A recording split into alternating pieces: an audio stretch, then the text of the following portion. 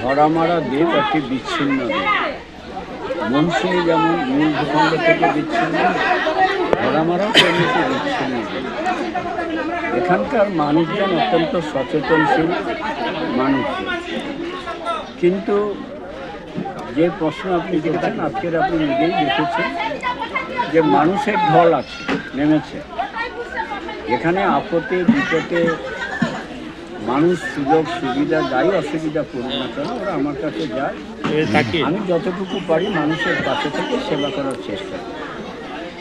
যেটা জ্বলন্ত বা বার্নিং প্রবলেম, যেটা আপনি বলেন নদী ভাঙা, সেই জায়গাতে দাঁড়িয়ে আমি আগেও বলছি, আজকেরও বলছি আপনাদের কাছে যে আমাদের মাননীয় মুখ্যমন্ত্রী মমতা বন্দ্যোপাধ্যায় তিনি আমাদের ওয়ার্ল্ড ব্যাংকের সাথে একটা চুক্তি স্বাক্ষরিত করেছিলেন 4100 কোটি টাকা। তার মধ্যে ওরা দেবে 70%, আর আমাদের রাজ্য সরকার দেবে 30%, যাতে পার্মানেন্ট নেচারের বাঁধ। যেমন একদিকে কপিলমুনি মন্দিরে যেমন ভাঙন হচ্ছে, যেমন মনসুনিতে ভাঙন হচ্ছে, তেমনি ভরামারা দ্বীপেও ভাঙন হচ্ছে। এখানে যাতে পার্মানেন্টভাবে বাঁধ করা যায়, সেই জন্য নেদারল্যান্ডের টেকনোলজিকে কাজে লাগিয়ে, আপনি নিজে জানেন সাংবাদিক বন্ধুরা, যে নেদারল্যান্ডের সেটা জলের উপরে দ্বীপটা রয়েছে। অতএব সেই নেদারল্যান্ডের টেকনোলজিকে নিয়ে এসে এবং আমাদের চেন্নাইয়ের আইআইটি সন্ন্যাসী রাজা তাকে দিয়ে বহুবার দফায় দফায় আলোচনা হয়েছে চিফ সেক্রেটারির লেভেলে। সেই কমিটির মিটিংয়ে আমি ছিলাম, সুন্দরবন দপ্তরে ভারপ্রাপ্ত মন্ত্রী হিসাবে।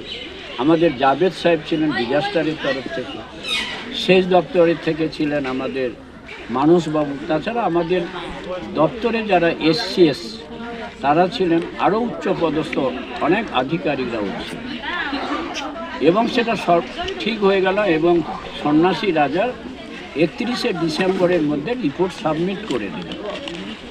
তারপরে মাননীয় মুখ্যমন্ত্রী বারবার ধরে নরেন্দ্র মোদীর সঙ্গে দেখা করেছেন এবং অর্থমন্ত্রীর সাথে দেখা করেছেন, অমিত শাহর সাথে। যেহেতু অমিত শাহ আপনারা জানেন যে আমাদের উত্তর এই সাইটে, মানে আমাদের উত্তরাঞ্চলে, তিনি পূর্বাঞ্চলে তিনি নিরাপত্তার দায়িত্বে থাকেন। তার মিটিং সাধারণত মুখ্যমন্ত্রীদের অ্যাটেন্ড করতে হয়। নবান্নে অমিত শাহ এসেছিলেন, সেখানেও তিনি অনুরোধ করেছিলেন, কিন্তু তারা সই করে দেয়। সই শুধু দেবে, টাকা তো দেবে ওয়ার্ল্ড ব্যাংক। তাহলে আজকে সেই জায়গা থেকে দাঁড়িয়ে কেন্দ্রীয় সরকারের এই যে বঞ্চনা, সেই বঞ্চনার বিরুদ্ধে আমাদের লড়াই চলবে।